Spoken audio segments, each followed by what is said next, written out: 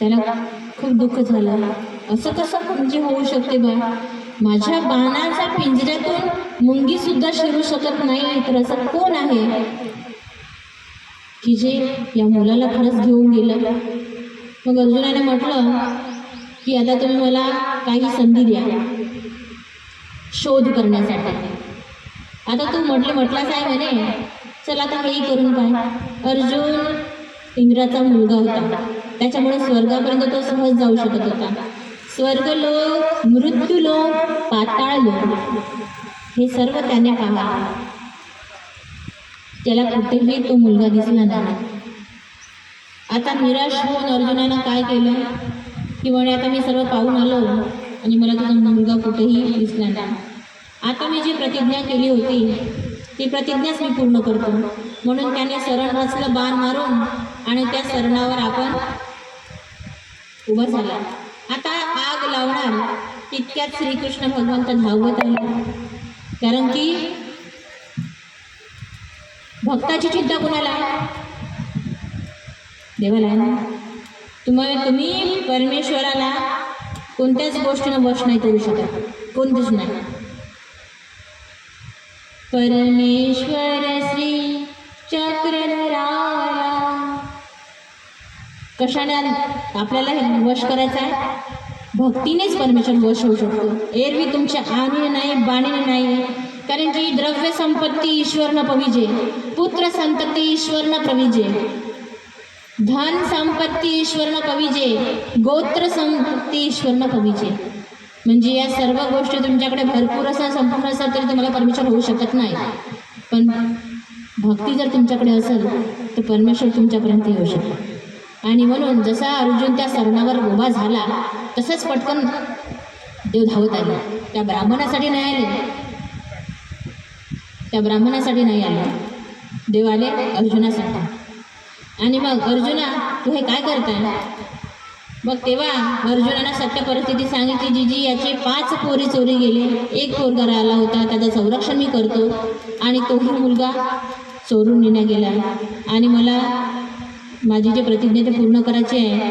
मी त्याला म्हटलं होतं आता मला ते करावं लागेल. कारण की मी पृथ्वी लोक पाहिलं, मी पाताळ लोक पाहिलं, मी स्वर्ग पाहिलं, पण त्याच्या मुलांचा शोध मी घेऊ शकलो नाही. आता मी प्रतिज्ञा हतबल झालो, तर आता मी जे म्हटलं ते करावं लागेल. कारण की पहिलेचे जे राजे होते ते जे बोलायचे ते करायचे. आताचे तसे नाही, आता बोलते काय आणि करते काय. तर म्हणून श्रीकृष्ण म्हटले की बा इतका वेळ तर तुम्ही त्याला दिलास, आता मला माझ्यासोबत थोडंसं फिरू द्या त्याला.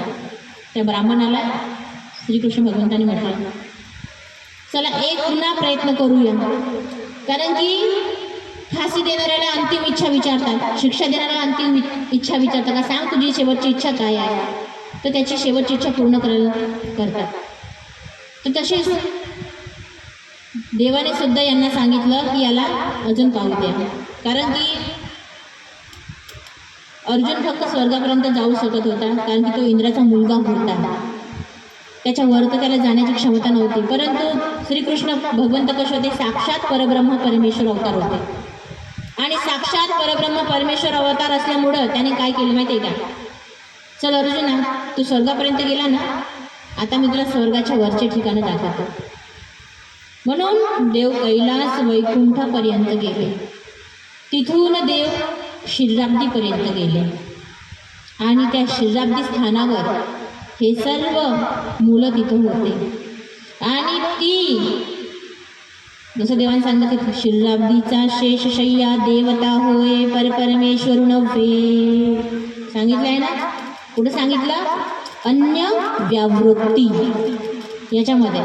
त्या शिराब्दीच्या शेषशय्याने या ब्राह्मणाचे पोरं चोरून नेले. जसे श्रीकृष्ण भगवंत त्याच्या दारामध्ये आले तसेच हा शेषशय्या धावत गेला.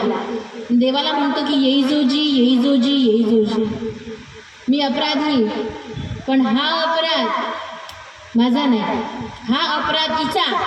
म्हणून त्या शेषशय्याने आपल्या बायकोकडे बोट दाखवला, म्हणजे लक्ष्मीकडे बोट दाखवला की हा दोष म्हणजे तुम्हाला इथपर्यंत बोलवण्याचं चोरले हा दोष माझा नाही, हा हिचा म्हणून त्यांनी आपल्या पत्नीकडे बोट दाखवला. काऊन की जसा श्रीकृष्ण भगवंताचा जन्म झाला त्यावेळेस ती लक्ष्मी त्यांची पत्नी श्रीकृष्ण भगवंताचे पाय चोरत होती. कारण की पतीची सेवा करणं हे पत्नीचं कर्तव्य आहे आणि ते कर्तव्य ती लक्ष्मी करत होती. आणि अचानक श्रीकृष्ण भगवंताचा त्या गोकुळामध्ये जन्म झाला आणि त्या क्षीराब्दीचा शेष शय्याने तिथूनच देवाला अभिवादन केलं. हे परब्रह्म परमेश्वरा, तुझा जन्म झाला त्याच्याबद्दल मी तुला नमस्कार करतो म्हणून त्या शेष शय्याने अशी मान डोकावली आणि ती लक्ष्मीने पाहिली. मग लक्ष्मीने प्रश्न केला त्या विष्णूला की मी तर तुम्हाला आजपर्यंत परब्रह्म परमेश्वर म्हणून तुमची सेवा करता की तुमच्या वरिष्ठ कोणीच नाही, तुमच्यापेक्षा सुंदर या जगात कोणीच नाही. तेव्हा त्या विष्णूने म्हटलं की ज्याच्या नखाची बराबरी सुद्धा आम्ही करू शकत नाही अशा परब्रह्म परमेश्वराचा जन्म झालेला आहे आणि त्या परब्रह्म परमेश्वराला मी इथून वंदन केलं.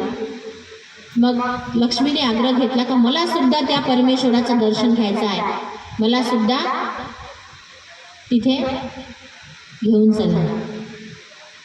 आता हे काही शक्य नव्हतं, त्याच्यामुळेच त्या विष्णूने विचार केला.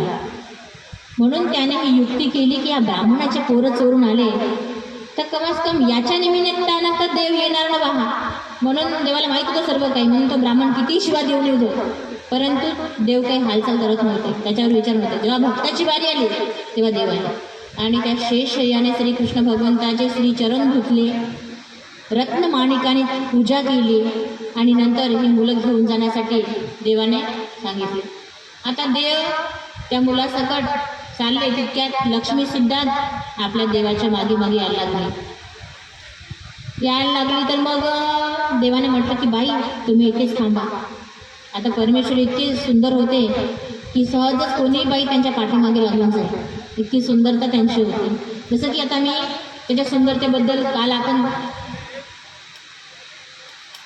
म्हणजे कालचं जे सत्र होतं त्याच्यामध्ये सांगितलं होतं की द्वापार युगामध्ये भरून श्रीकृष्ण सुंदर होते. त्यांची सुंदरता त्याचं दर्शन घेण्यासाठी ज्या तीरावर भगवंत फिरत होते गोपालकृष्ण, त्या मासऱ्या अशा लवाच्या त्याचं दर्शन घ्यासाठी इकडून तिकडे तिकडून इकडून जोपर्यंत श्रीकृष्ण भगवंत त्या नदीच्या पलीकडे लागत नाही तोपर्यंत त्या मासऱ्या सुद्धा त्यांचं दर्शन घेण्यासाठी अशा तडफडत होत्या. म्हणजे इतके ते सुंदर होते. जर ज्या प्राण्यांना समज नाही आहे, ज्या जीवांना समज नाही आहे, अशी जीव जर परमेश्वराकडे मोहित होत आहे, जसं आता भारद्वाजा वेध लागला, भारद्वाज पक्षाला श्री चक्रधर स्वामींचा मूर्तीला पाहून जो वेध लागला, बुद्धी ही वस्तू त्याच्यामध्ये आहे का, समज ही वस्तू त्याच्यामध्ये आहे का, ही आपल्या मनुष्यामध्ये आहे. जर ती वस्तू जर इतकी म्हणजे परमेश्वराकडे आकर्षित होऊ शकते तर हा भारद्वाज पक्षी, या मासऱ्या आणि एक